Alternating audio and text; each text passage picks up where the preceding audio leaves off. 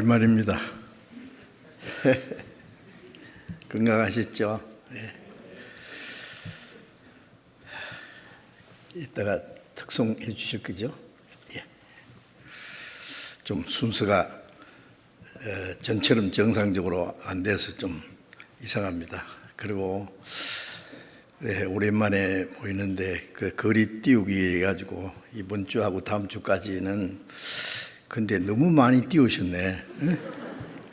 여기 왜 이렇게 띄웠어요?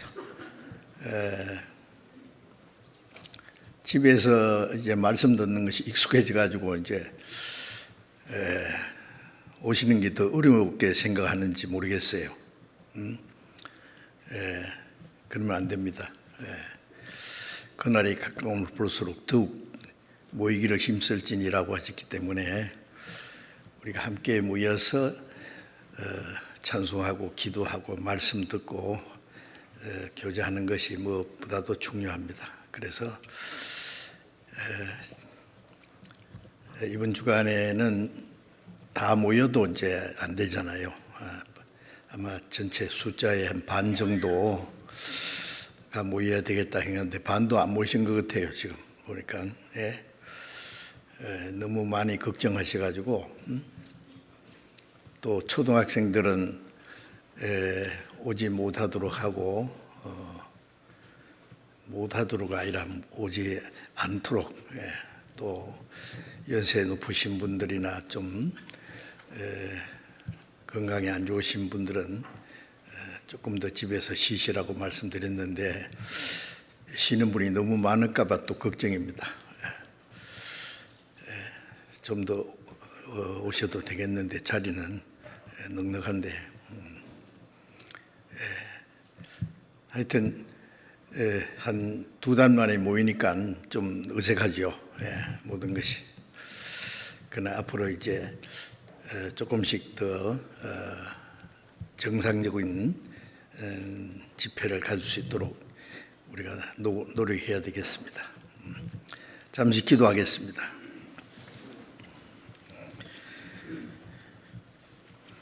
자비로우신 하나님 아버지, 하나님을 멀리 떠나 죄 가운데 행하던 저희를 불쌍히 계시고 사랑하시고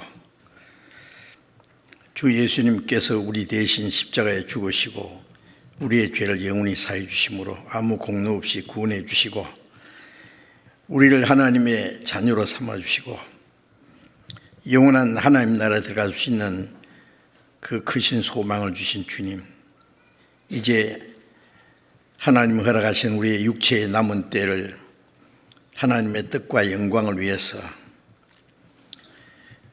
주님의 복음을 위해서 순종하며 살도록 인도해 주시는 주님 감사합니다. 세계적인 전염병으로 인해서 우리가 그동안 자유롭게 모이지 못하고 교제하지 못하고 또 더욱 활발하게 복음을 전하지 못하고 오랫동안 늘 여러 가지 통제 속에서 지냈습니다. 주님, 그러나 이제 우리에게 조금씩 자유함을 주시고 또 이번 주부터 함께 모여서 말씀을 배우고 교제할 수 있는 시간 주신 것 감사합니다. 그러나 아직도 전 세계 곳곳에 함께 자유롭게 모여서 교제하지 못하는 많은 교회들이 있습니다. 주님, 그 어려운 가운데서도 주님이 더욱 지켜주시고 더욱 주님을 가까이 하고 또 말씀을 사모하는 마음을 허락해 주시고 고난 중에서 주님을 의지하고 순종하는 마음들을 허락해 주시고 속히 이 어려운 때가 지나서 주님 오시기 전에 우리가 더욱 자유롭게 모여서 함께 말씀을 배우고 교제하고 더욱 힘있게 복음을 전할 수 있는 기회를 허락해 주시기를 간절히 주님께 기도합니다. 이 시간 함께 모여서 말씀 배울 시간을 주셨습니다. 그러나 함께 모이지 못하는 많은 형제 자매들이 있습니다. 함께 자리를 같이 해서 말씀 듣는 형제 자매들이나 또 집에서 온라인을 통해서 말씀을 듣는 형제 자매들이나 또 어느 곳에 있든지 일일이 주님이 함께 하시고 하나님의 은혜로 말씀으로 성령의 능력으로 붙들어 주시고 인도해 주시고 더 풍성하신 은혜와 또 능력의 손길로 붙들어 주시기를 간절히 기도합니다.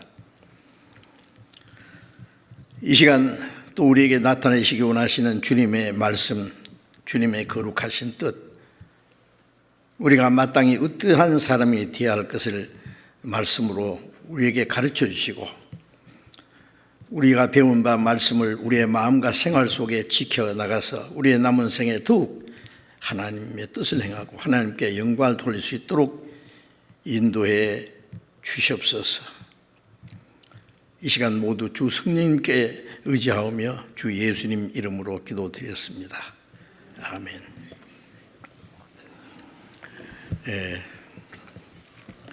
우리 시간 우리 찬양대는 아니고 우리 찬양대 수고하시는 자매님 두 분이 찬송해 주시겠습니다. 감사합니다.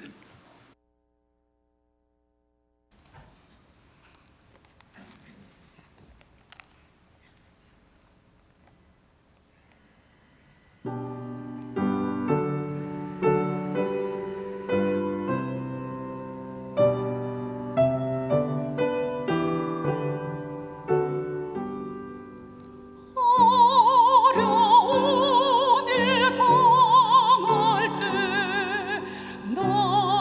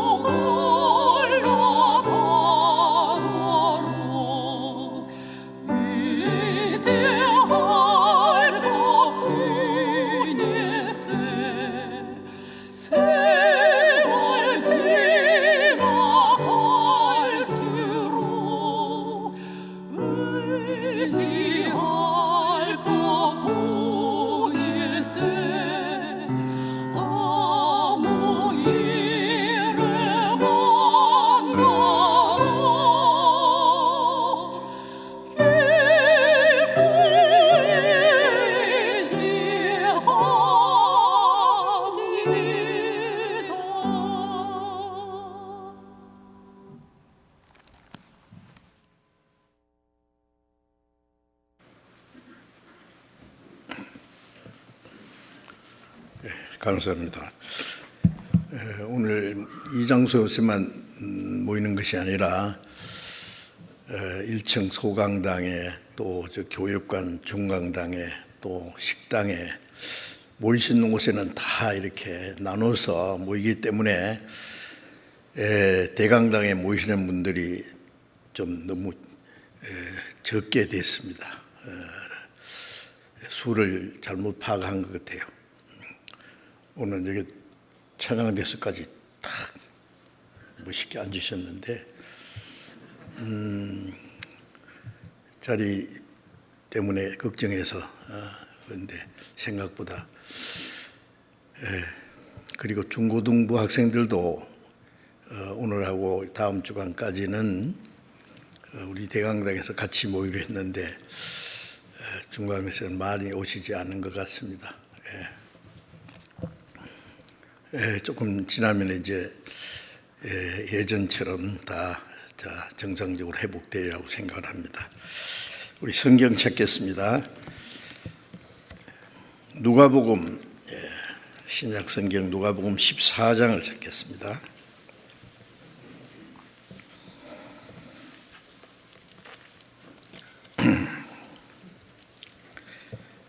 누가복음 14장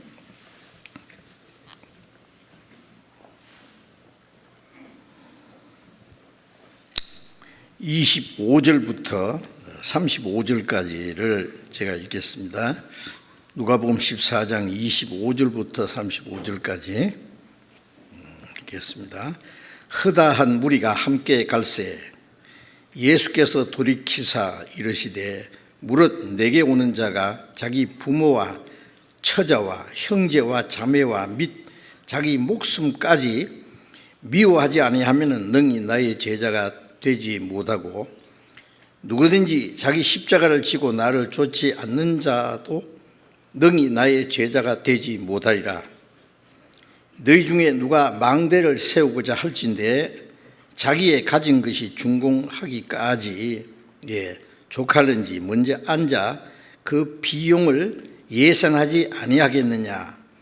그렇게 아니하여 그 기초만 쌓고 능히 이루지 못하면은 보는 자가 다 비웃어 가로되 이 사람이 역사를 시작하고 능히 이루지 못하였다 하리라.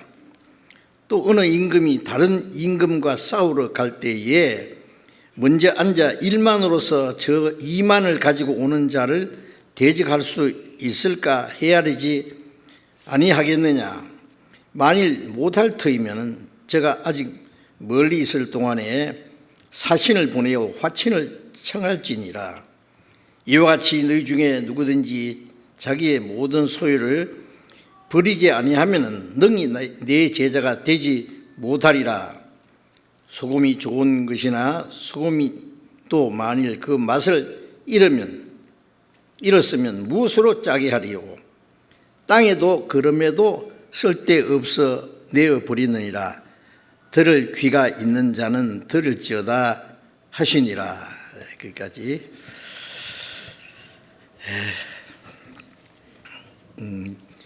지난 시간까지 우리가 함께 한 자리에 모이지는 못했지만은 각자 온라인 통신을 이용해서 우리가 다 각 집에서도 말씀을 잘 들었으리라고 생각을 합니다. 이럴 때를 위해서 이 온라인 이 잘 발달되는지 모르겠습니다. 어쨌든 우리 그리스도인은 어떤 경우에서도 말씀을 사모하고 또 말씀을 들을 수 있는 여건들이 주어져서 감사하게 생각합니다. 그리고 지금도 세계 곳곳에 많은 교회들이 어려운 가운데에서 자유롭게 모이지 못하고 신앙생활도 못하고 전도도 못하고 있습니다. 한국은 이제 많이 안정이 되고 이제 전염병의 확산이 이제 많이 좀 주춤해졌는데 가까운 일본이나 또 가장 이제 염려되는 것이 미국을 위시해서 유럽과 여러 나라들이 지금 한참 어려울 때 있습니다. 참 걱정입니다. 이 모든 것이 우리가 아는 대로 주님 재림하시기 전에 이루어질 주님이 말씀하신 대로 징조가 확실합니다. 처처에 기근과 지진과 온역이 있으라는 말씀대로 이 온역에 의해서 많은 사람들이 지금 희생을 당하고 있습니다. 아침에 제가 들었는데 아프리카는 그 뭐라 합니까? 그 독감인가 바이러스 아주 그에 의해서요, 70여만 명이 죽었다고 합니다. 예. 이제 뭐 꼭 코로나뿐만 아니라 여러 가지 그 온역에 의해서 많은 사람들이 생명을 잃기도 하고 생명의 위협을 당합니다. 이 땅에는 영원히 살 것이 아니기 때문에 건강한 사람도 언제 어떻게 될지 모르는 거예요. 정말 하루 동안에 무슨 일이 날지 알 수 없는, 우리가 몇 달 전만 해도 이런 것을 예상하지 못했지 않습니까? 앞으로 이런 일들이 정말 하루 동안에 우리가 상상치도 못했던 사건들이 일어날 수도 있다고 생각을 합니다.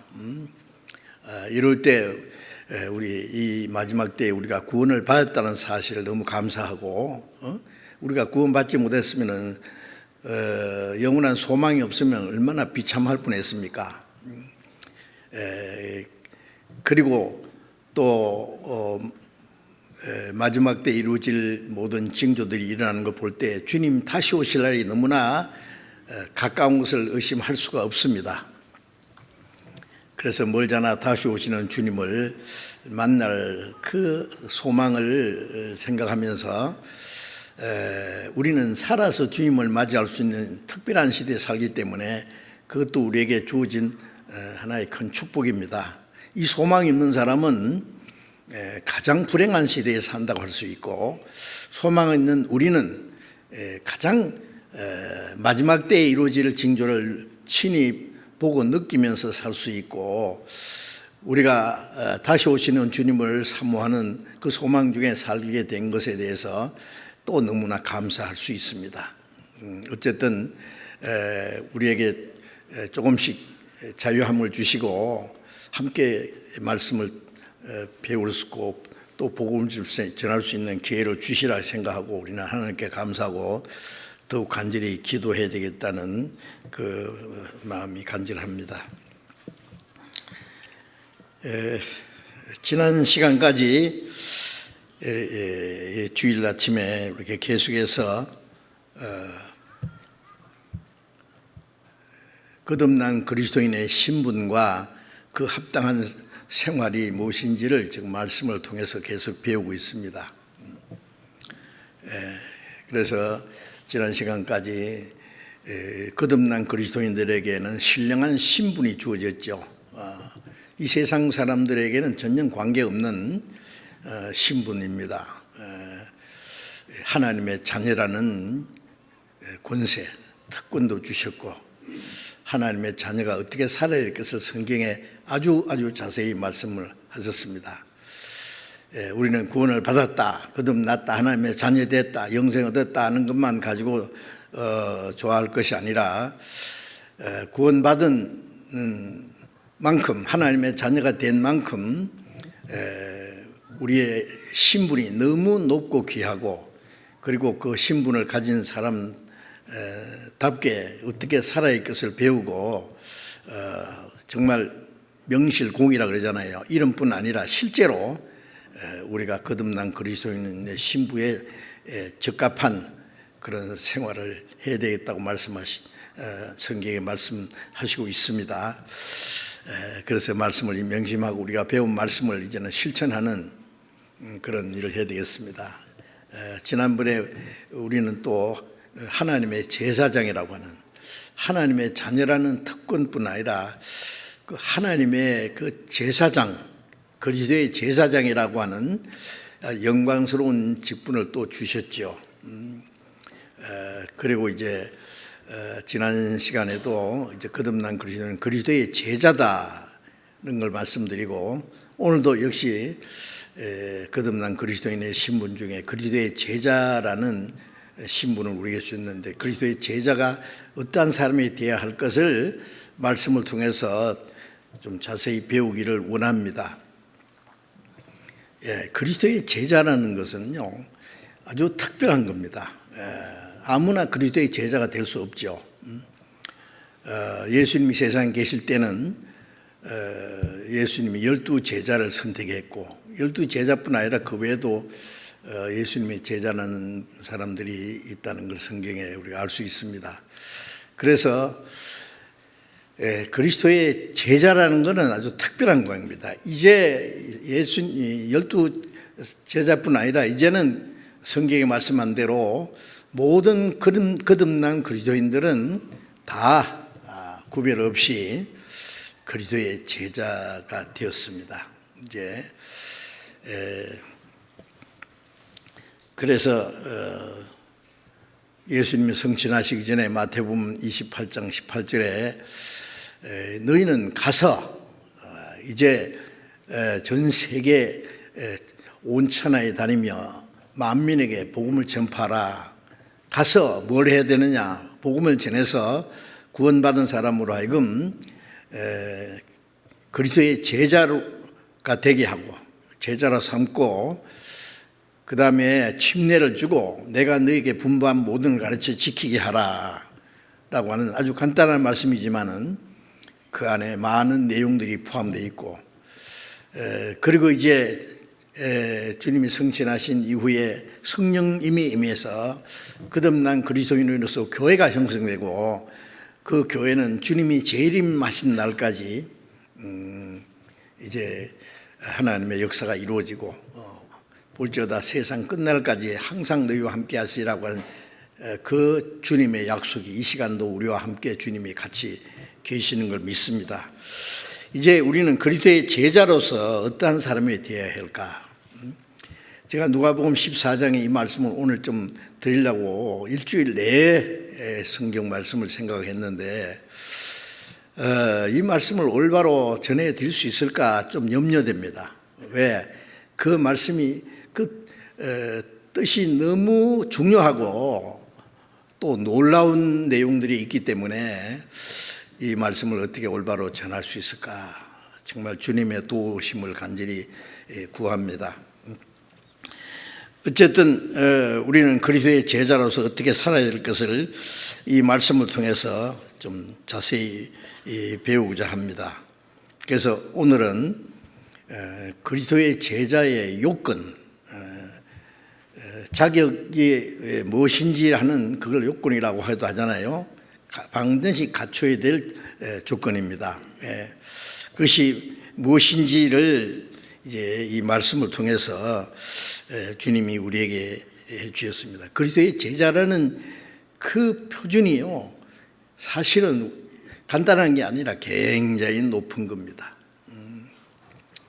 우리가 그리스도의 제자로서의 그 자격, 그 요건을 갖춰야 되는데, 물론 우리 힘으로는 안 됩니다. 우리가 하나님의 자녀가 됐다는 것도 그리스도의 제사장이고, 그리스도의 제자는 것이 우리의 어떤 열심으로 노력으로 된 것이 아니라 주님이 우리에게 생명과 능력을 주셔서 그 일을 능히 하시게 하셨기 때문에 그리스도의 제자가 되게 하신 주님께서 그리스도의 제자로서 우리 합당히 살 수 있는 모든 지혜도 능력도 주실 것이기 때문에 우리가 하나님 말씀을 순종하고자 하는 간절한 마음만 있으면은 그렇게 불가능한 일이 아니고 능히 가능한, 할 수 있는 일이라고 우리가 믿습니다. 그래서 이제 누가복음 14장 25절부터 35절까지 이 내용 속에 많은 말씀들이 지금 담겨 있습니다. 25절에 보면은 허다한 무리가 함께 갈새 예수께서 돌이키사 이르시되, 이때 많은 사람들이 예수님을 따랐습니다. 정말 구름대같이 흐다한 무리라 그랬습니다. 그런데 예수님이 그 무리를 보시고 물론 만족하실 수가 없어요. 그 많은 무리가 주님을 따랐지만 때가 되면은 다 주님을 떠날 수도 있고, 주님을 따르면서 주님을 좋아하던 사람이 나중에 십자가에 못 박아 죽이라고 소리 지를 사람도 있을 것이고, 그렇기 때문에 그들에게 주님께서 뭐 큰 기대를 하시지 않았을 겁니다.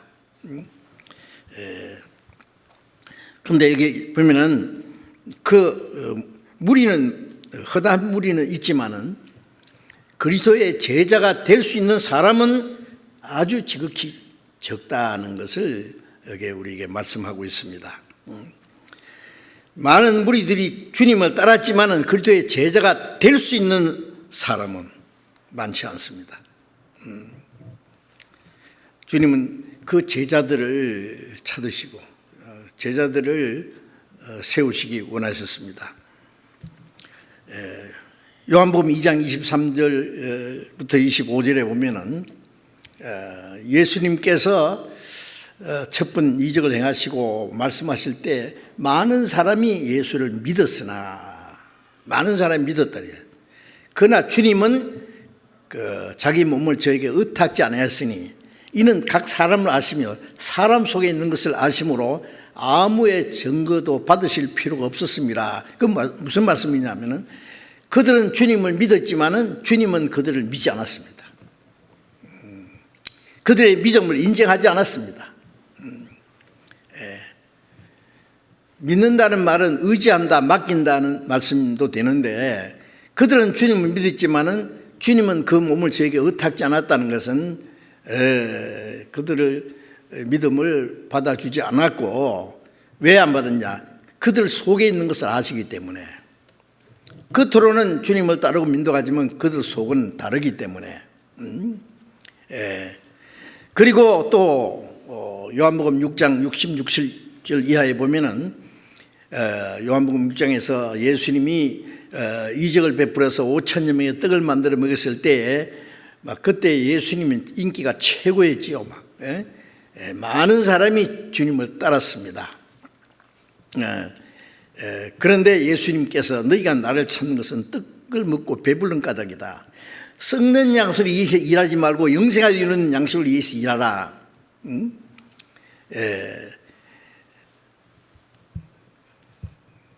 예수님은 하늘에서 내려온 산떡이다. 예수님 자신이 생명의 떡이라고, 사람이 이 떡을 먹으면 영생한다. 내가 너희 줄 떡은 내 살이요, 내 피다. 내 살을 먹고 내 피를 마시는 자는 영생을 얻을 거다. 그러니까 유대인들이 무슨 소리냐, 자기 잡아먹으란 말인가 모르겠다, 재미없다, 다 떠나였잖아요. 예수님이 영생에 대해서 말씀하니까 그들은 떠났어요. 왜 그러냐면 그들은 예수님이 자기들의 육신의 문제를 해결해 주시러 올 줄 알았거든요. 로마를 정복하고 이스라엘을 통일시켜주고 살기 좋은 세상을 만들어줄 줄 알았는데 예수님은 그런 걸 주시러 오신 것이 아니잖아요. 죄인들을 사탄의 권세에서, 죽음의 권세에서 구원하러 오셨거든요. 하늘에서 내려온 산떡이라고 영생을 주셨습니다. 그러니까 많은 사람들이 재미없다고 떠났어요. 12제자만 남았습니다. 예수님이 제자들에게 너희도 가려느냐? 갈 테면 가. 베드로가 유명한 말을 했죠. 영생의 말씀이 주께 계시면 우리가 네게로 가오리까. 12명 딱 남았습니다. 예수님이 내가 너희 12를 택하지 않았느냐? 그래. 그런데 너희 중에 하나는 마귀다. 12 중에도, 남아있는 12 중에 하나도 마귀라고 해요. 마귀에서 역사하는 걸 주님 아셨습니다. 예수님을 팔 가룟 유다를 가르쳤죠. 어쨌든 예수님의 제자가 될 사람은 너무 적다는 것은 예수님의 그 살아계실 때도 보면 알 수 있습니다. 요한복음 8장 30절에 보면은 예수님이 이적을 행하고 말씀하실 때 많은 사람이 예수를 믿었다 그랬어요. 그런데 예수님 말씀에 진리를 알지니 진리가 너희를 자유케 하리라. 내 말에 거하면 참 내 제자가 되고 진리를 알지니 진리가 너희를 자유케 하리라. 내 말에 거하면 참 내 제자가 되고, 그들은 주님을 믿고 따랐다고 하지만 그들은 참 그리스도의 제자가 아니다 그 말이에요. 내 말에 거하면 참 내 제자가 되고 진리를 알지니 진리가 너희를 자유케 하리라. 유대인들은 우리는 남의 종되는 일이 없는데 어찌 자유케 되리라 하느냐. 죄를 범하는 자는 죄의 종이다. 그들은 자유자라고 하지만은 그들은 아직도 죄의 종이었습니다. 자, 그런 것을 보면은 많은 사람이 예수를 따랐지만은 예수님의 제자가 될 사람은 많지 않다. 아주 적다는 것을 이제 말씀을 하셨습니다. 이제 우리가 그리스도의 제자가 되는 것은 구원받았다는 확실한 증거고, 은혜로 말미암아 하나님 은혜를 믿고 구원받았다는 확실한 증거고, 또 구원받은 사람이 참된 그리스도인의 신앙 생활의 모습인 것이죠. 거듭난 그리스도인은 그리스도의 참 제자인 것이 확실합니다. 나는 구원받았는데 그리스도의 제자는 아니다. 그건 잘 모르는 말이에요. 또 그리스도의 제자라는 것, 제자가 됐다는 것은 확실히 거듭났다는 증거고, 동시에 그리스도의 제자라는 것은 거듭난 그리스도인의 생활이 무엇인지를 우리에게 가르쳐 주시는 겁니다. 거듭난 그리스도인의 그 생활은 그리스도의 제자로 사는 것이기 때문에 그렇습니다.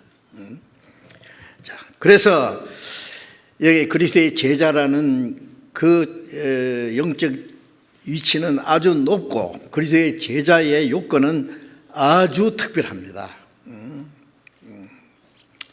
그래서 예수님 말씀에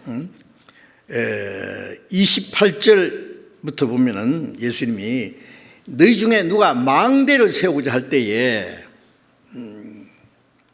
앉아서 먼저 그 비용을 예산하지 않겠느냐라고 말씀하셨죠. 이 망대가 뭐냐고 제가 이제 자세히 성경에 보니까 망대라는 말씀이 성경에 아주 많아요. 누가복음 13장 4절에 보면은 실로암 망대가 무너져서 치어 죽은 18사람이 있다는 말씀 있잖아요. 자, 망대가 무너져서 18명이나 치어 죽은 걸 보면은 그 망대가 그렇게 간단한 거 아니에요. 작은 것부터 시작해서 아주 큰 망대까지 있습니다. 그리고 성경에 이 망대라는 말씀을 자세히 보면은요, 파수하는 저걸 이제 감시하는 그 파수대도 망대라고 하기도 했고, 망대는 피란체가 되기도 하고, 또 물론 이제 포도원을 지키기 위해서 조금 높이 세우는 그 원두막처럼 그런 망대도 있습니다. 피란체도 되고 견고한 망대가 되기도 합니다. 시편 61편 3절에 보면은 주님은 나의 피란치시오 나의 망대십니다. 그런 말씀도 있거든요. 피란체가 되고 나를 보호하는 곳도 된다 그래요. 그래서 성곽의 일부도 망대라 그렇습니다. 망대가 용도도 여러 가지고 또 크기도 크고 작은 여러 가지 망대가 있는 걸 알 수 있습니다. 그런데 예수님이 너희가 망대를 세우고자 할 때에 무턱대고 하는 게 아니라 앉아서 자기가 가진 것이 그 준공하기까지 충분한지 비용을 예산하지 않겠느냐. 아무 예산 없이 그 일을 시작하면은 짓다가 기초만 쌓고 기초만 놓고 능히 이루지 못하면은 보는 사람이 말하기를 저 사람이 역사를 시작하고 그 일을 이루지 못했다는 그 웃음거리가 되지 않겠느냐고 말씀하셨죠. 그러니까 그 망대가 뭐 똑딱똑딱해서 금방 세울 수 있는 게 아니고 앉아서 비용을 예산해야 된다는 거 보면은 그렇게 작은 망대가 아닙니다. 제 망대 하나 지을 때도 충분한 예산을 세우고 자기가 가진 것이에요. 그 망대를 짓기까지 뭐 그 망대 짓는데 뭐 엄청난 빚을 내서 할 수도 없는 거고 자기가 가진 것이 그 충분한지 예산을 먼저 세우고 공사를 시작해야 된다. 자, 당연한 일입니다. 왜 이 말씀을 하셨느냐 하면은 망대 하나 세우는데도 충분한 예산을 세워야만 되는데 주님의 제자로서 주님을 따라가는 제자로서의 일을 하기 위해서 충분한 예산을 세우지 않으면 되겠느냐는 말씀이에요. 우리가 신앙생활 하는데 그냥 아무 생각 없이 덜렁덜렁 교회당만 왔다 갔다 하고 체민치리만 하면 되는 겁니까? 그건 신앙생활 아니에요. 사실은 구원받은 것은 하나님 은혜로 아주 쉽게 받았지만은 구원받은 이후에 그리스도인의 신앙생활을 합당한 신앙생활, 주님을 따라가는 생활은 그렇게 쉬운 게 아닙니다. 그리스도인의 생활이 무엇인지를 확실히 알고 충분한 예산을 세운 것처럼 각오도 하고 계획도 세워야 돼요. 그렇지 않으면 신앙생활은 실패한다는 말씀입니다. 그래서 충분한 예산을 세우고 망대를 짓는 것처럼 그리스도인의 제자가 이제 주님을 따라가고 주님을 섬기고 주님의 제자로서의 온전한 일을 이루기 위해서 우리가 계획을 세우고 또 우리가 예산을 세워야 된다는 말씀이에요. 그게 뭔지 우리가 좀 여기 자세히 말씀하셨습니다. 26절에 예수님 말씀하셨죠. 무릇 내게 오는 자가 무릇 부모와 처자와 형제와 자매와 및 자기 목숨까지 미워하지 않으면 능히 나의 제자가 되지 못하고. 자, 여기 첫 번 예산에 뭐가 들어가야 됩니까? 자기 부모와 처와 아들과 딸과 형제와 자매 그리고 자기 목숨까지 미워하지 않으면 능히 내 제자가 되지 못하고. 얼른 이해하기가 어려운 거겠죠? 무슨 말씀인가? 마태복음 22장 37절에 보면은 예수님께서 계명 중에 가장 큰 계명은, 첫째 되는 계명은 마음을 다하고 뜻을 다하고 힘을 다하고 목숨을 다해서 주 하나님을 사랑하라 하셨다. 이게 크고 첫째 되는 계명이다. 자, 10계명을 둘로 딱 나누면은 마음을 다하고 뜻을 다하고 힘과 목숨을 다해서 하나님을 사랑하라. 하나님을 사랑하는 사람이 이웃을 내 몸같이 사랑할 수 있다. 그 두 가지로 딱 나눠집니다.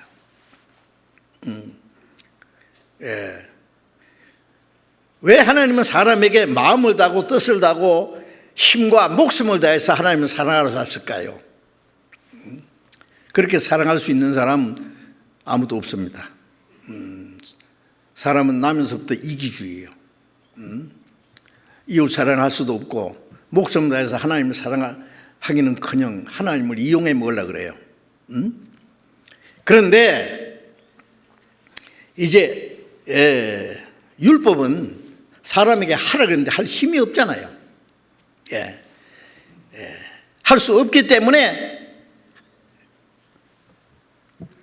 요한일서 4장 10절에 보면은 사랑은 여기 있으니 우리가 하나님을 사랑한 것이 아니라 하나님이 먼저 우리를 사랑하사 화목제물로 그 아들을 보내셨습니다.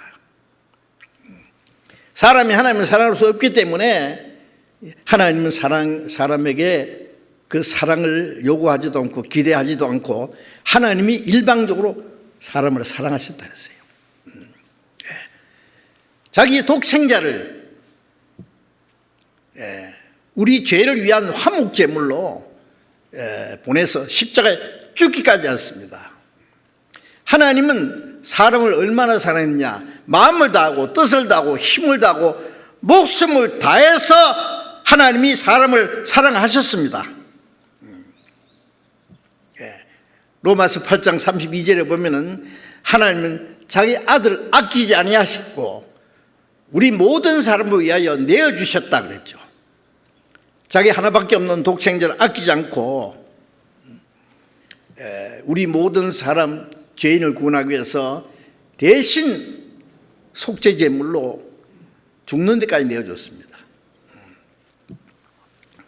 그리고 에베소 2장 4절 5절에 보면은 긍휼에 풍성하신 하나님이 우리를 사랑하신 그 큰 사랑을 인하여 허물로 죽은 우리를 그리스도와 함께 살리셨고 너희가 그 은혜로 구원 얻은 것이다. 무조건 불쌍히 여기는 그 하나님의 큰 사랑, 긍휼에 풍성하신 하나님이 그 큰 사랑을 인하여 허물로 죽은 우리를 그리스도와 함께 살리셨다. 성경은 하나님이 먼저 우리를 사랑하셨다는 말씀입니다. 그래서 우리가 구원받은 것은 우리가 하나님 멀리 떠나서 원수가 되었을 때에 하나님의 진노와 심판받을 운명이 있을 때에 하나님이 먼저 우리를 사랑하셨습니다. 요한일서 4장 16절에 우리가 하나님의 사랑을 알고 믿었노니 하나님은 사랑이시라. 그 하나님의 사랑을 깨닫고 믿었습니다. 그래서 우리는 아무 공로 없이 그냥 구원받았어요. 우리의 구원은 순전히 하나님의 사랑에 의해서 이루어진 겁니다. 그래서 요한일서 4장 19절에 우리가 그를 사랑하면 그가 먼저 우리를 사랑하셨습니다. 하나님이 그토록 우리를 사랑하시기 때문에 그 하나님의 사랑을 받아서 구원을 받았기 때문에 우리가 하나님을 사랑합니다. 이제 하나님을 사랑하기 때문에 이제 우리가 하나님 말씀에 순종합니다. 요한복음 15장 13절에도 사람이 친구예요. 자기 목숨을 버리면 이에서 더 큰 사랑이 없나니 너희가 나의 명하는 대로 행하면 나의 친구라. 하나님 멀리 떠나 저주받을 운명에 있는 악한 행실로 원수되었던 우리를 위해서 십자가에 죽어서 우리를 친구로 삼았어요. 주님은 우리를 친구로 삼기 위해서 친구를 대신해서 죽어주신 분입니다. 그래서 우리는 그 사랑을 마음에 받아들였습니다. 이제 우리가 주님을 사랑한다는 것은 그 사랑을 받은 결과예요. 우리가 아무리 주님을 사랑해도 주님이 우리를 사랑하시는 사랑에 비교할 수 없습니다.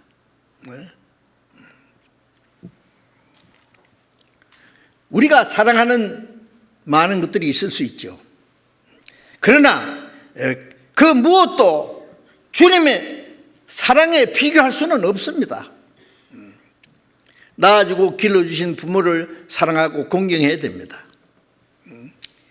자기 아내를 사랑하고 자기 남편을 사랑해야 되지요. 자기 아들과 딸이 얼마나 사랑스럽지 않습니까?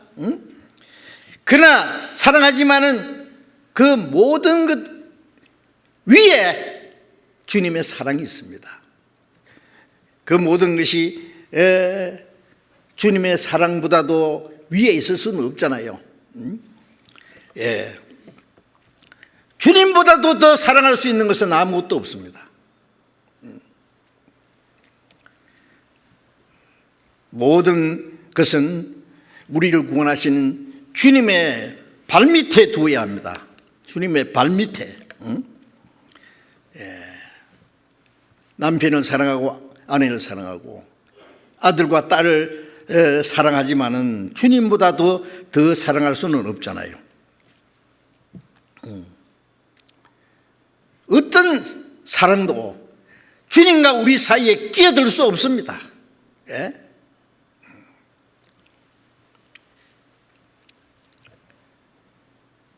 자기 부모와 처와 자식과 형제와 자매 그리고 자기 목숨까지 미워하지 않으면, 미워한다는 것은 사랑하지 말라는 말이 아니지요.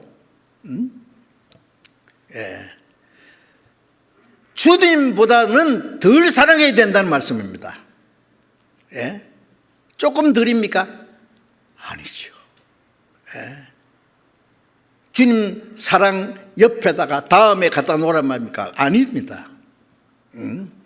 감히 주님의 사랑 옆에다가 무엇을 갖다 놓을 겁니까? 예? 우리가 찬송에 있는 대로 그 크신 하나님의 사랑 말로 다 청량할 수 없다. 저 높고 높은 별을 넘어 이 낮고 낮은 세상에 죄범한 영혼 구원하려 자기 아들을 보내사 화목제로 삼으시고 우리 죄 사했네. 우리를 구원하기 위해서 저 높고 높은 셋째 하늘의 하나님의 영광의 보좌를 떠나서 이 낮고 천한 세상에까지 자기 독생자를 보내주시고, 예수님은 우리를 구원하기 위해서 십자가에 우리 대신 죽기까지 하신 그 사랑 청량할 수도 없고 우리 말로 다 형용할 수도 없어요.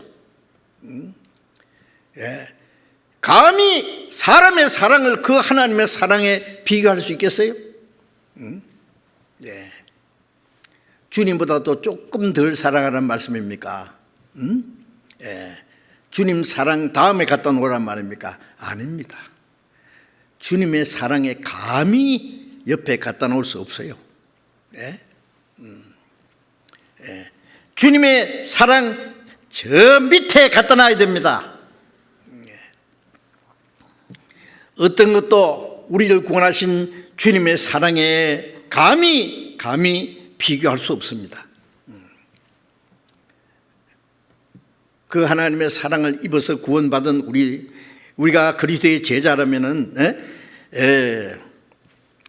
주님은 우리의 마음과 생활에 가장 첫 자리에, 가장 귀한 자리에, 가장 높은 자리에 모셔야 됩니다.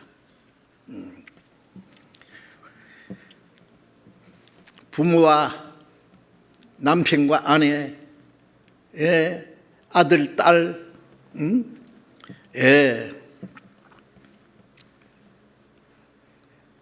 예수님을 그보다 더 사랑하지 못한다든지 조금 더 사랑한다든지 그것은 이치에 맞지 않은 거예요. 생각해 보세요. 부모님의 사랑, 우리를 낳아주고 길러주신 그 은혜를 보답해야 되지만은 우리를 구원하신 하나님의 사랑에 감히 비교할 수 있습니까? 우주 만물을 창조하신 창조주 하나님이 자기 독생자를 죽는데까지 내어주심으로 우리 죄를 영원에 사하시고 우리 영혼을 구원해서 하나님의 자녀로 삼아주신 그 사랑에 만분의 1도 안 되는 거예요. 그게. 그런데 우리가 거기에 합당하게 주님을 사랑하고 있느냐고요.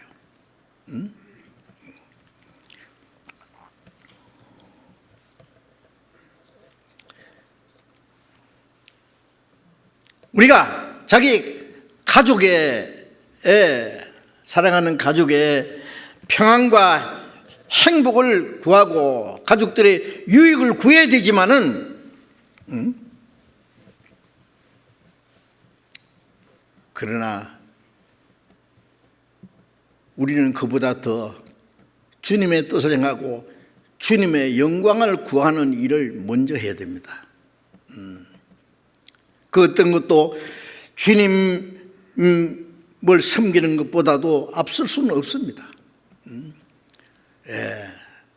순서를 잘못하면은 진짜 큰 혼란이 일어나는 거예요. 우리 신의 생활에. 주님은 우리를 사랑하신 만큼 우리에게 또 그 사랑을 요구하시는 분입니다. 요구하셔요. 요한복음 21장 15절에 부활하신 예수님이 처음 제자들을 부르시던 갈릴리 그 바닷가에서 제자들과 이제 조반을 나누면서 베드로에게 했습니다. 요한의 아들 시몬아. 베드로 이름을 주셨는데 요한의 아들 시몬이라는 이제 다시 시작하는 거예요. 3년 반 동안 예수님을 따랐지만은 쟤들은 철저히 실패했잖아요. 이제 다시 시작하자. 다시 시작하면 될 거 아니에요. 어디서부터 시작합니까? 주님이 십자가에 죽으시고 부활하신 거기서부터 시작합니다. 우리가 구원받기 전에는 열심히 종교생활을 하지만은 그건 주님을 따라갈 수 없어요. 주님이 나를 위해서 죽으시고 부활하신 주님을 이제 만났을 때에 그때부터 우리 신앙생활이 시작되는 거 아닙니까? 요한의 아들 시몬아, 이 사람들보다 날 더 사랑하느냐? 왜? 베드로는 다 주님을 버릴지라도 나는 버리지 않겠습니다. 장담했거든요. 그 어떻게 됐냐? 왜요? 예수님은 베드로를 정말 사랑하셨습니다. 왜? 베드로는 그만한 용기가 있습니다. 주님의 말씀이면 물불을 그리지 않는 사람이에요. 풍랑이 막 미칠 때 일어나는 게 주님의 말씀이니까 주님이 오라가셔서 와 그러니까 뛰어들었잖아요. 정말 베드로는 용감한 사람입니다. 베드로가 주를 위해서 죽을 수 있는 그런 용기나 각오가 없겠습니까? 있어요. 그러나 주님을 따르는 것은 용기 가지고 되는 게 아니에요. 용기를 가지고는 죽기도 할 수 있는 영웅이 될 수 있지만은 주님은 그런 걸 원치 않습니다. 주님이 그들을 위해서 죽지 않으셨는데 그들이 주를 위해서 죽는 것은 주님이 허락하지 않으시거든요. 어떻게 됐느냐? 주님은 베드로를 정말 사랑하셨습니다. 그 베드로의 그 간절한 주님을 향하는 사랑, 그 용기, 주님이 귀하게 보신 거예요. 그러나 베드로는 예수님을 3번 부인함으로 철저히 실패했습니다. 실패한 자리에서 하나님은 다시 시작하시는 거예요. 나를 정말 더 사랑하느냐? 주님은 이 시간에도 우리에게 물으십니다. 이 세상에 무엇보다도 나를 더 사랑하느냐? 부모도 있고 남편도 있고 아내도 있고 아들도 있고 딸도 있고 형제와 자매도 있고 자기가 사랑할 만한 많은 사람도 있잖아요. 그 사람들보다 나를 더 사랑하느냐? 아비나 어미를 나보다 더 사랑하는 자에게 합당치 않다고 마태복음 10장에는 말씀하셨고 여기서는 뭐 처와 자식과 자기 생명까지 미워하지 않으면은 미워한다는 말은 사랑하지 말라는 말도 아니고 그것은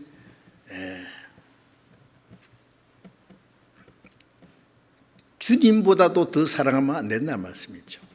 주님보다는 훨씬 덜 사랑해야 된다는 말씀입니다. 얼마나 저 밑에 갖다 놔야 돼요. 옆에 갖다 놔도 안 돼요. 그렇지 않습니까? 우리가 주님을 얼마나 사랑해야 될까요? 자기 목숨까지 미워하지 않으면 능히 내 제자가 되지 못한다. 그리스도의 제자는 자기 가족에 대한 사랑도 주님께 바쳐야 됩니다. 자기에게 유익한 것, 명예나 사업이나 자기 생명 무엇이든지 하나님의 영광을 위해서만 있다는 걸 알아야 돼요. 그거는 당연한 겁니다. 주님은 우리를 위해서 모든 걸 버리신 분이기 때문에 그렇습니다. 그 하나님의 영광의 보좌도 버리셨기 때문에 그렇습니다.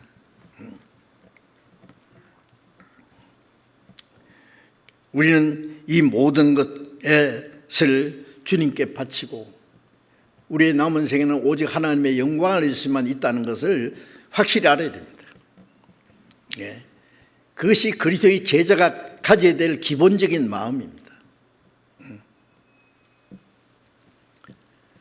하나님이 아브라함에게 창세기 22장 2절에 보면은 아브라함아 네 사랑하는 독자 이삭을 모리아 산에 가서 번제로 드리라.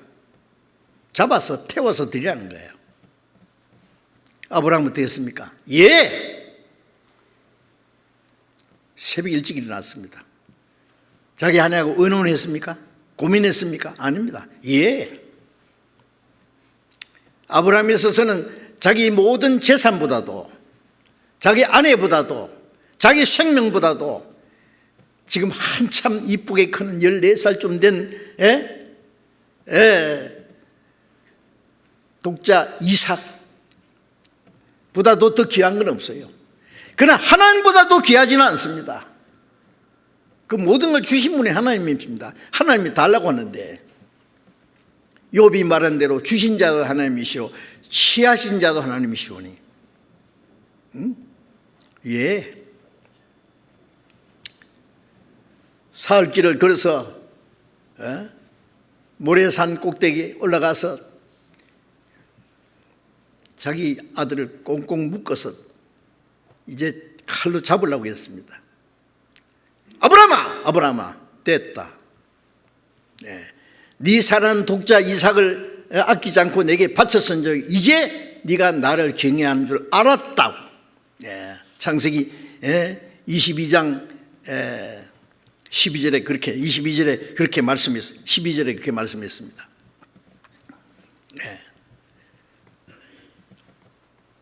말로만 사랑하는 거 하나님 원치 않습니다. 마음으로만 사랑하는 건 원치 않습니다. 실제 행동으로 사랑하는 것을 하나님은 보시기 원하셨습니다. 하나님도 말씀으로만 사랑하지 않았잖아요. 네?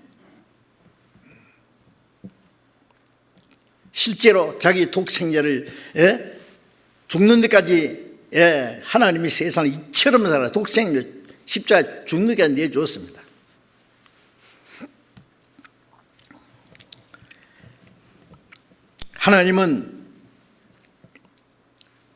하나님과 예수님은 자기가 하시지 않는 일을 우리에게 하라고 하시는 분이 아니에요. 네?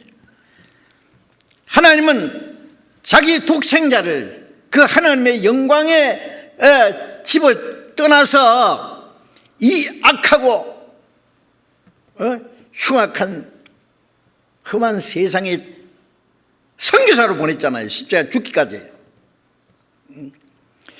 예수님은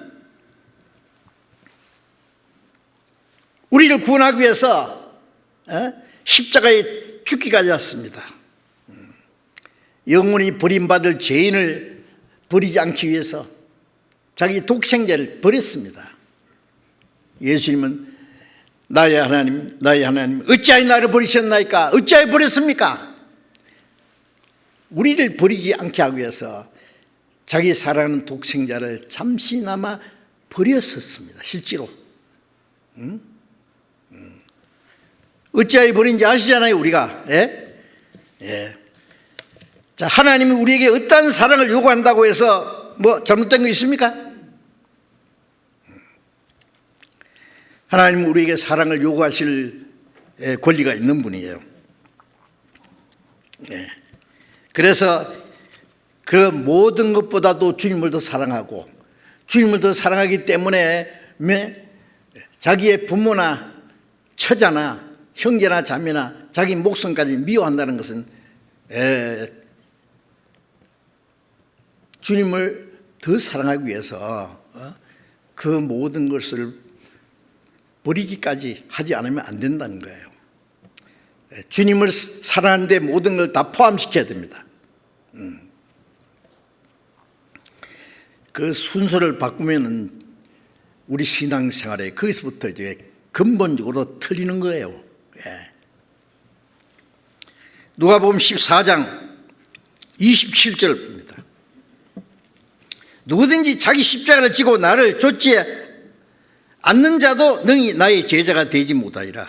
자, 이제 한 걸음 더 나아가서 자기 십자가를 지고 나를 좇지 않는 자. 자, 우리가 주님의 제자는 자기 십자가를 지고 주님을 따라가야 되는 거예요. 누가복음 9장 23절에는 누구든지 나를 따르는 자는 자기를 부인하고 날마다 제 십자가를 지고 나를 좇지 않는 자는 내게 합당치 않다고 했죠. 자기를 부인한다는 말은 뭐예요? 우리가 주님의 제자로 주님을 따르기 위해서는 자기의 주장, 자기 의지, 자기 욕망, 자기 계획, 자기 이상, 자기의 모든 걸 다 포기하지 않으면 안 됩니다. 자기를 부인하지 않으면 십자가를 칠 수가 없습니다. 예수님도 마태복음 26장 39절에 잡혀가시기 전날 밤에 힘쓰고 애써서 간절히 기도하신 내용이 뭐예요? 아버지여, 이 잔을 내게서 지나가게 하옵소서. 십자가의 고난입니다. 그러나 나의 원대로 마옵시고 아버지의 원대로 자기의 뜻을, 자기의 간절히 원하는 걸 다 주님 앞에 포기하는 거예요.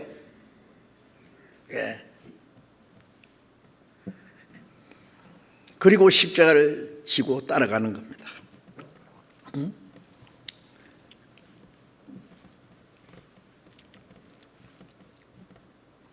요한복음 19장 17절 보면 예수님께서 자기 십자가를 지시고 해골 히브리 말로 고르다는 곳에 나오시니 예수님은 자기 것은 십자가밖에 없었습니다. 마리아 태를 10달 동안 빌렸고 구유에서 나셨고 가난한 목수의 가정을 30년간 빌렸고 나머지 모든 것 빌렸습니다. 다락방도 빌렸고 나귀도 잠깐 빌려 타시고 자기 것은 십자가밖에 없었습니다. 무덤도 3일간 빌렸고 자, 주님이 우리 위해서 받은 고난을 한번 생각해 보세요. 주님은 십자가에 죽기까지 우리를 위해서 자기를 다 버렸습니다. 자, 이제 우리가 주님을 따르기 위해서 날마다 자기가 져야 될 십자가가 있습니다. 날마다.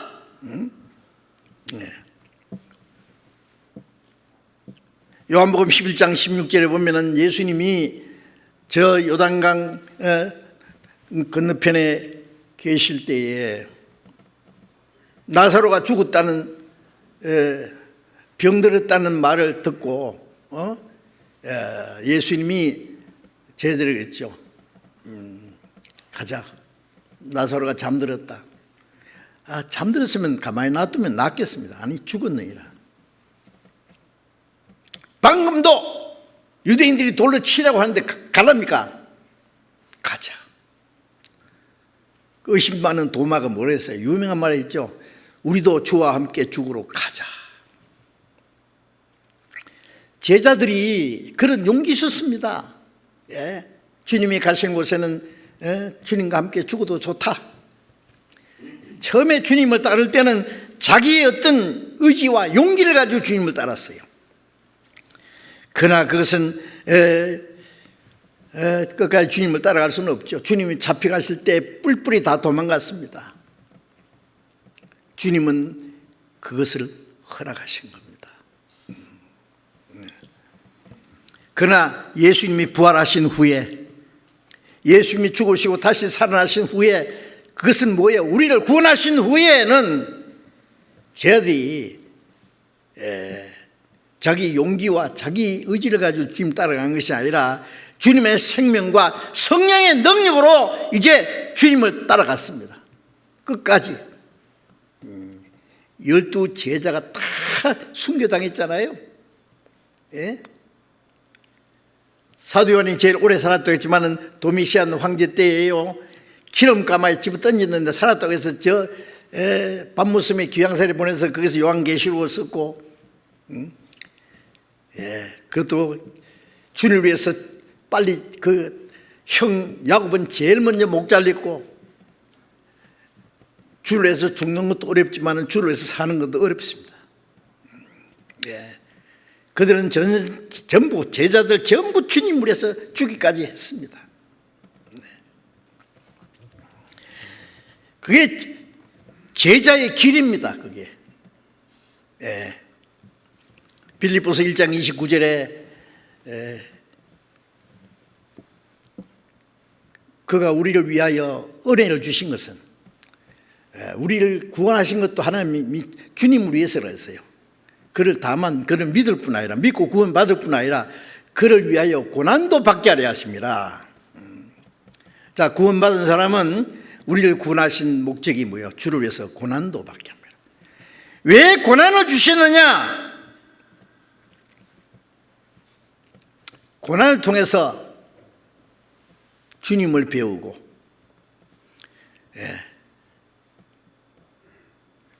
예수님도 베드로전서 2장 21절에 보면은 그가 아들이시라도 받으신 고난으로 순종함을 배워서 온전케 되었다고.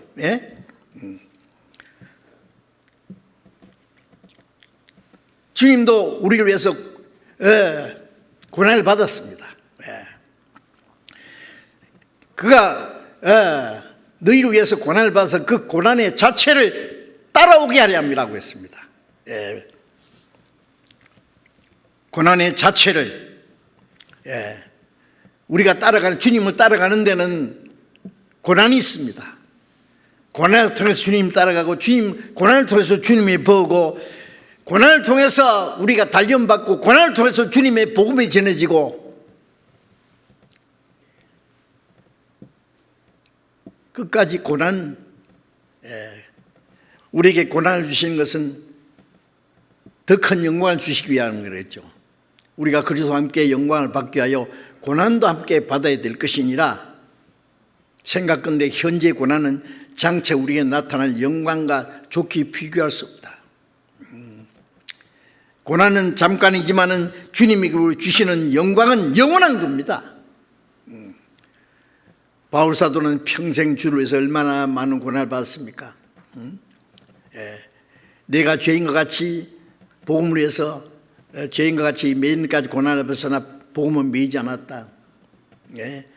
그는 끝까지 복음을 전하다가 로마에서 복음 전하다가 목이 잘려서 죽기까지 했습니다. 그가 죽기 직전에 디모데에게 말씀을, 편지를 보내면서 디모데전서 1장 8절에 보면은 너는 하나님의 능력을 조차 복음과 함께 고난을 받으라. 복음이 그냥 전해지는 게 아닙니다. 십자가에 주님이 죽으셔서 이루신 이 하나님의 은혜의 복음이 이 주님의 제자들의 고난을 통해서 전해지는 겁니다. 우리가 고난을 많이 받으면 복음이 더 활발히 전해질 것이고, 고난이 없으면은 복음의 역사도 일어나지 않을 겁니다. 베드로전서 4장 14절에 보면은 너희가 그리스도의 이름으로 욕을 받으면 복 있는 자로다. 영광의 영, 하나님의 영이 그 위에 계심이라. 우리가 주님을 위해서 고난을 받을 때에 하나님의 영이 우리와 함께 계신다고 했어요. 놀랍지 않습니까?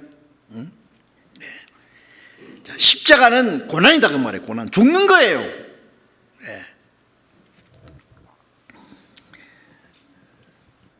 누가 주님의 이름 때문에 집에서 쫓겨난 사람이 있습니까? 주님은 하나님의 영광을 보좌를 부리고 이 낮고 천한 세상에 오신 겁니다.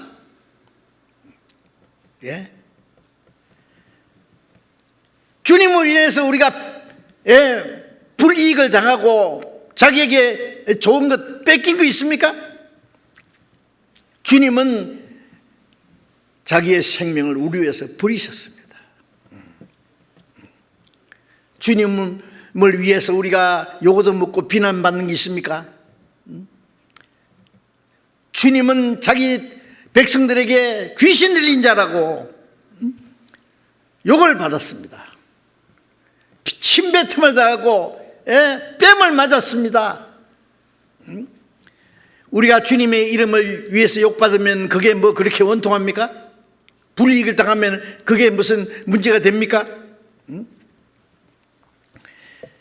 주님은 십자가를 지고 사형장에 끌려가서 말할 수 없는 수치와 고통을 받았지 않습니까?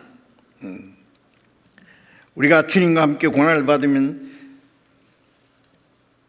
잠시 후에 주님과 함께 영원한 영광을 받게 될 겁니다. 그 생각하면 우리는 너무 감사한 거예요. 자, 이제 자기 십자가를 지고 나를 좇지 않은 자도 나의 능히 내 제자가 되지 못하리라. 자, 제자는 자기를 부인하고 각자 져야 될 십자가가 있다는 거 알아요. 내 주에 지신 십자가 세인은 앉을까? 십자가 각기 있으니 내게도 있도다. 십자가 없다고요? 십자가 모양은 다르지만 다 있습니다. 베드로는 거꾸로 죽었고 안드레는 꼽자로 죽었다 하잖아요. 도마는 쇠몽둥이 맞아 죽었다 합니다. 하여튼 자기가 받는 고난의 모습은 달라도 다 각자 받아야 될 고난의 십자가가 있습니다. 제자는 십자가에 져야 되는 것은 이거는 피할 수 없는 거예요.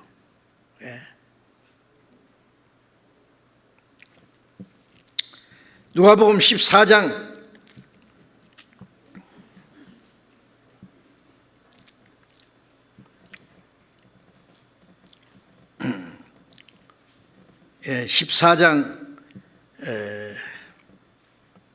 31절 봅니다. 31절. 또 어느 임금이 다른 임금과 싸우러 갈 때에 먼저 앉아 1만으로서 저 2만을 가지고 오는 자를 대직할 수 있을까 헤아리지 아니하겠느냐. 만일 못할 터이면은 제가 아직 멀리 있을 동안에 사신을 보내어 화친을 청할지니라. 자, 여기 또 한 가지. 그리스도의 제자는 전장에 나가는 주님의 군사다 그 말이에요. 전장터에 갑니다. 1만으로 2만을 당해야 되는데,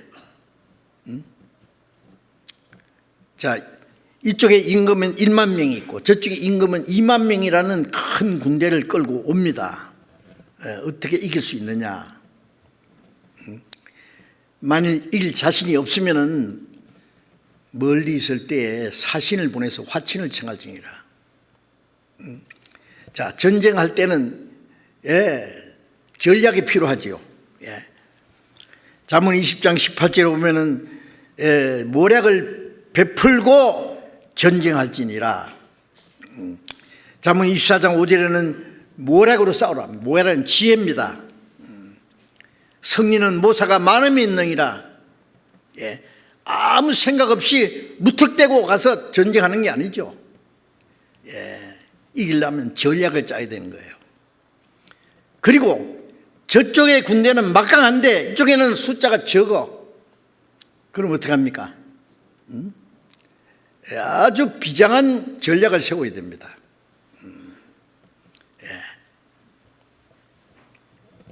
마귀와의 전쟁에서 우리는 화친이라는 게 있을 수 없잖아요. 마귀하고 어떻게 타협을 합니까?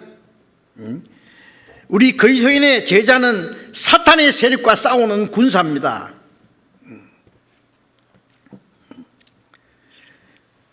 우리의 대적은 마귀.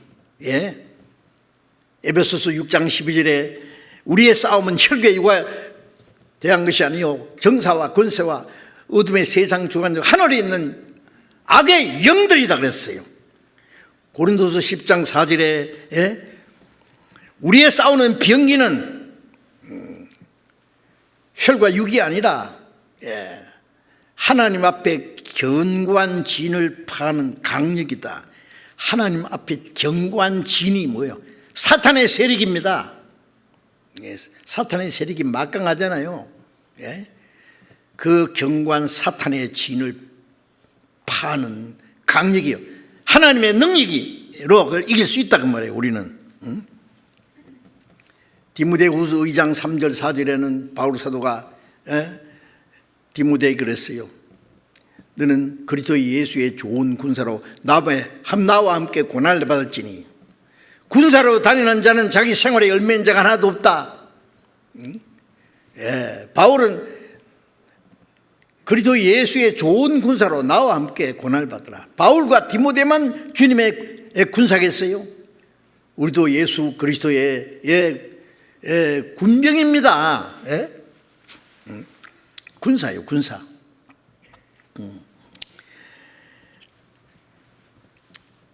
기도원이 미디안 군사와 전쟁을 해야 되죠. 미디안이 이스라엘 치러 이제 옵니다. 미디안 군대는 메뚜기 떼와 같이 많다 그랬어요. 기드온 군사가 타고 오는 그 낙타는 마치 바다의 모래같이 많다고 그랬어요. 아니, 메뚜기 떼가 새카맣게 덮치듯이 바다의 모래같이 많은 그 군사를 끌고 오는데 어떻게 이길 거냐고요.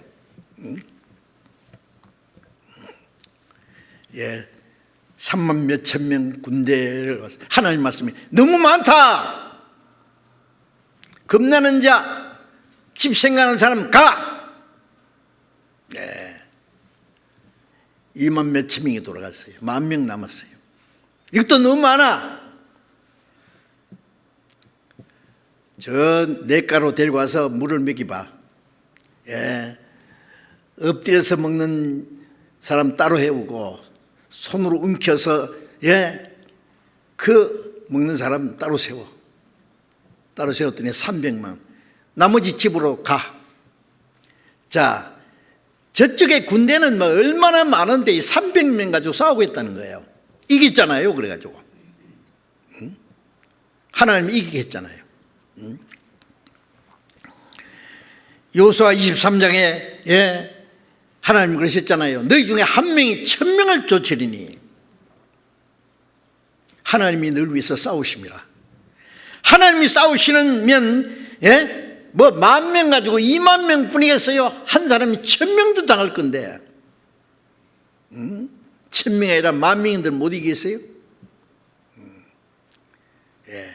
마틴 루터가 그 캐톨릭의 엄청난 세력하고 싸울 때요, 그 가면 죽는 거예요. 그 당시에 로마 황제보다 더 높은 자리에 있는 교황과 군과 싸우는 것은요, 계란으로 바위치기입니다. 그러나 루터는 뭐라 했습니까? 종교재판 받으러 갈 때 그 브롬스 그 회관에 그 기와장보다도 내 원수가 많을지라도 나는 주와 함께 가겠다.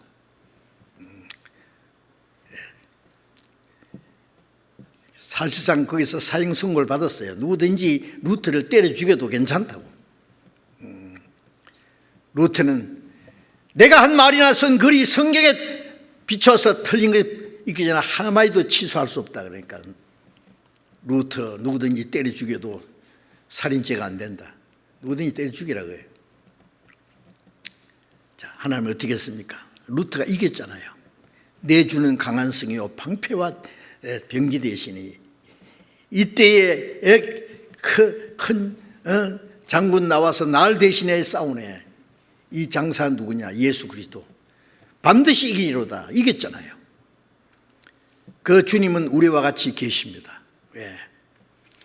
이 그리스도인의 전쟁은 우리와 함께 계시는 주님과의 전쟁입니다. 주님과 함께하는 전쟁입니다. 사탄의 군세가 아무리 많고 막강할지라도 승리는 우리 것입니다. 우리가 주님을 의지하고 나가면은 그건 완전한 반드시 승리는 우리 겁니다. 자, 그래서 담대히 주님 의지하고 나가 싸우는 거예요. 예?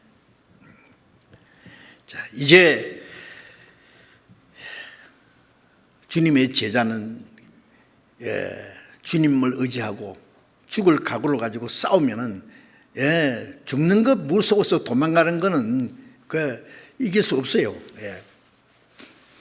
비장한 전쟁입니다. 누가복음 14장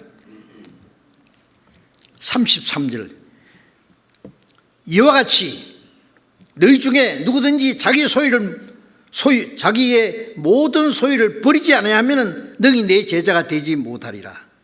자, 여기서 자기의 모든 소유를 버리지 않으면 그리스도의 제자가 될 수 없다. 그리스도의 제자는 자기의 모든 소유를 버려야 된다고 말씀했습니다.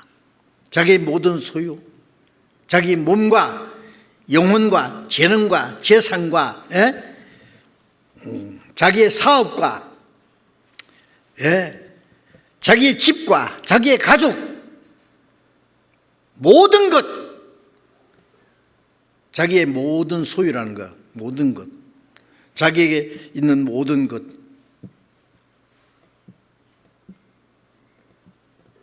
주님의 제자로 주님을 따라가는 데에 예산에다가 포함시켜야 됩니다. 뺄 게 없어요. 그 모든 것은 주님께 드려야 된다는 말입니다. 원래 우리 것은 아무것도 없었습니다. 다 주의 것이었습니다. 주님의 것을 주님께 드리는 거예요. 로마서 14장 7절 8절에 우리 중에 자기를 위해 사는 자가 없고 자기를 위해 죽는 자도 없도다. 우리가 살아도 주를 위해 살고 죽어도 주를 위해 죽나니 그러므로 사나 죽으나 주의 것이로라. 고린도전서 6장 19절에 너희는 너희 것이 아니라 값으로 산 것이 되었으니 너희 몸은 하나님께 영광을 돌리라. 자, 살아도 주를 위해서 죽어도 주를 위해서. 왜? 사나 죽으나 주의 것입니다. 주님에서 살기도 하고 주를 위해 죽기도 하는 것은 주님의 것을 주님께 드리는 거예요. 그게. 자, 그리스도의 제자가 되는 그 표준이 얼마나 엄중하지 않습니까? 얼마나 높지 않습니까? 얼마나 비장하지 않습니까? 주님을 따라간다는 것이. 이게 특별한 사람들에게 한 말입니까? 모든 그리스도인에게 하신 말씀입니다. 이 시간 우리에게도 하신 말씀입니다. 내 모든 것이 주님의 것이 되지 않으면 내가 참으로 주님의 것이 될 수가 없을 거예요.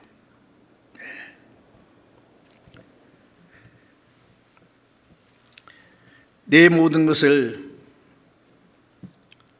버린다는 것은 주님께 드리는 겁니다. 버린다는 것은 자기 소유에 대한 자기에 대한 소유에 대한 의식과 애착을 버려야 된다는 말입니다. 다. 주님의 것으로 아주 이전을 시켜야 돼요.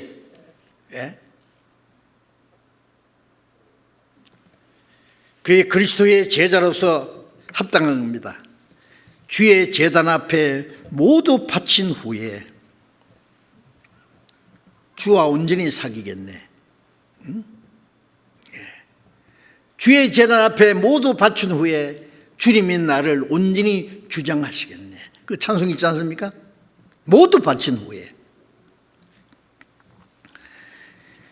자기에게 있는 모든 소유는 이제 자기 것이 아니라 하나님께서 잠시 자기에게 위임하신 거예요. 위임하고 우리는 주님의 것을 잠깐 맡은 청직이라는 것도 잊지 말아야 됩니다.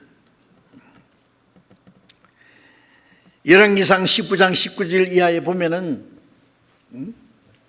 엘리사가 쫙 밭을 갈고 있어요. 12개리의 소를 앞세워서 쫙 갈고 있을 때 엘리야가 나타나서 날 따르라 그랬어요. 엘리야가 어떻게 했습니까? 그 한 겨리기 소가 2마리잖아요. 2마리 겨리겠어. 그러니까 2마리 소를 잡았습니다.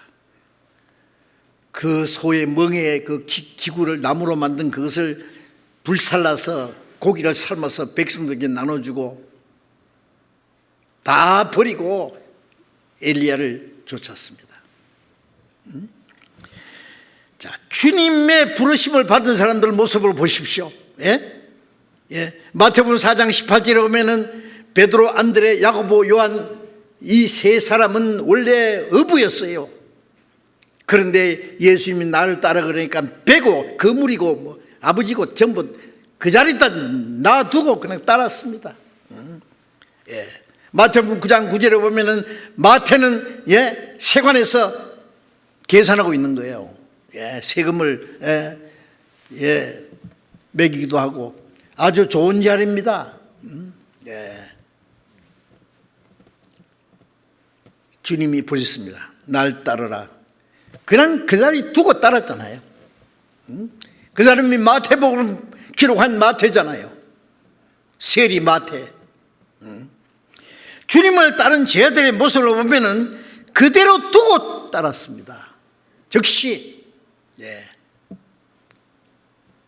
모세는 하나님의 쓰기 위해서 쓰심을 받기 위해서 공주의 아들이라 칭함을 거절하고 애굽의 모든 부하를 다 버렸습니다. 그리스도에서 받는 능력을 애굽의 모든 부하보다 더 큰 재물을 있으니 이는 하나님 상 주심을 바라보기라. 장차 오실 그리스도를 위해서 모세는 자기의 모든 걸 다 버렸습니다. 영원한 영광스러운 상급을 바라봤습니다. 바울 사도는 빌립보서 3장 7절에 내게 유익하던 모든 걸 다 해로기고 그리스도를 아는 지식이 너무 고상하기 때문에 그리스도를 얻고 그 안에서 발견되기 위해서 자기의 유익하는 걸 다 버렸다 그랬어요. 다. 자, 이제 우리가 주님을 따라가기 위해서는 우리의 모든 걸 다 버려야 됩니다. 엘리사가 이제 기구를 불결고 소를 잡아서 백성이 나눠줬다는 것은 돌아갈 교각을 끊어버리는 거예요. 이스라엘 백성들 애굽에서 나와서 홍해를 건널 때에 애굽 군대는 따라오다가 죽었습니다. 애굽 군대가 홍해를 따라서 이스라엘 잡아가지 못합니다.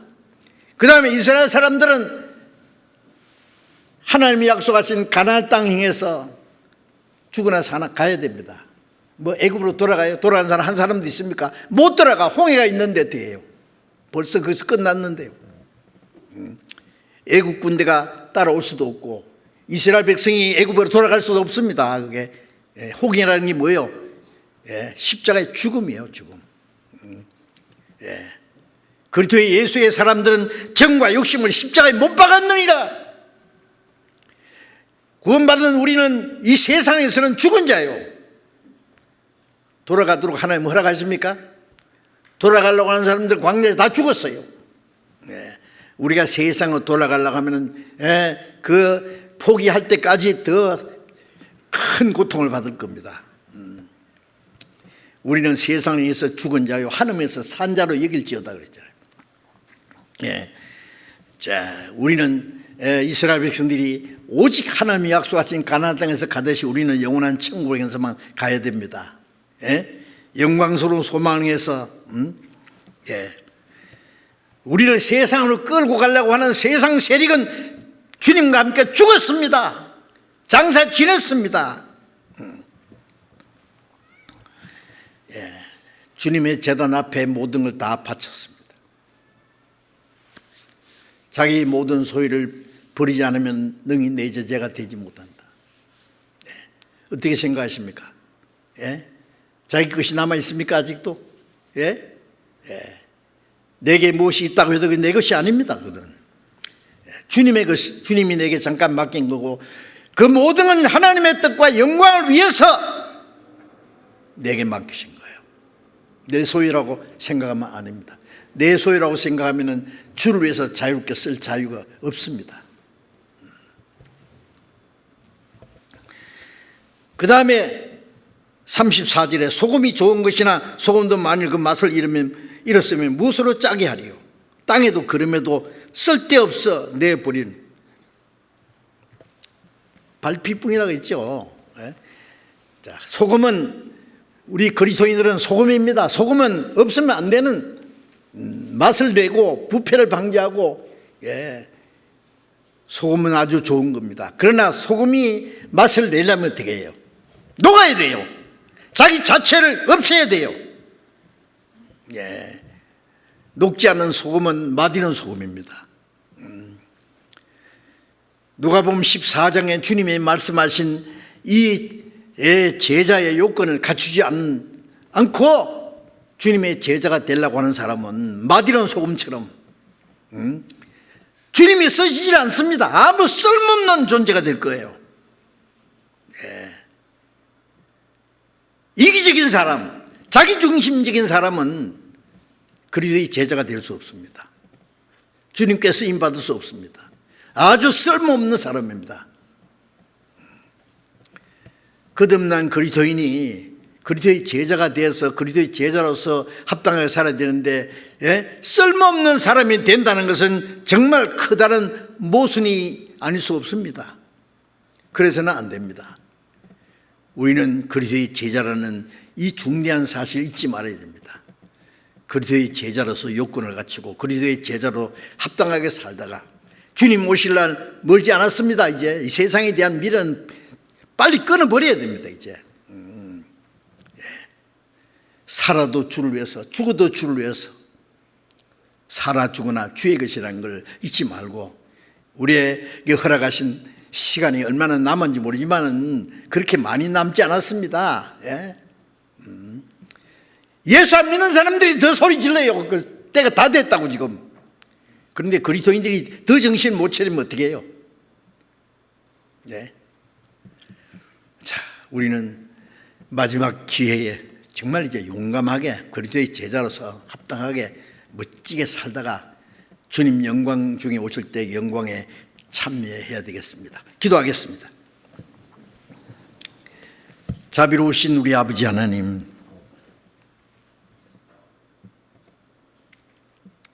하나님과 원수되었던 저희들, 악한 행실로 하나님의 심판과 진노를 받을 수밖에 없는 우리를 불쌍히 여기고 사랑하셔서 우리를 대신해 죽으시고 흘리신 보배는 피로 우리 죄를 영원히 사해 주시고 아무 공로 없이 구원해 주셔서 하나님의 자녀로 삼아주시고 우리의 남은 생에 오직 하나님을 섬기고 주님을 따라가는 그리스도의 제자로 삼아주신 것 감사합니다. 주님, 이제 주님이 말씀하신 그리스도의 제자로서 합당하게 살 수 있도록 우리의 마음과 우리의 삶을 주님이 다스려 주시옵소서. 다시는 이 세상 헛된 게 마음이 뺏기지 않고 우리 육신의 소욕을 따라 살지 않고 살아도 주를 위해서, 주를 위해서, 죽어도 주를 위해서 모든 게 하나님의 영광 안에서만 살 수 있도록 우리를 주장하시고 주님 뜻대로 사용해 주시옵소서. 멀잖아 다시 오시는 주님 영광 앞에 부끄러움 없이 설 수 있게 우리 모두를 주님 능력의 손으로 붙들어 주시고 주님 뜻대로 사용해 주시옵소서. 우리 주 예수님 이름으로 기도드렸습니다. 아멘.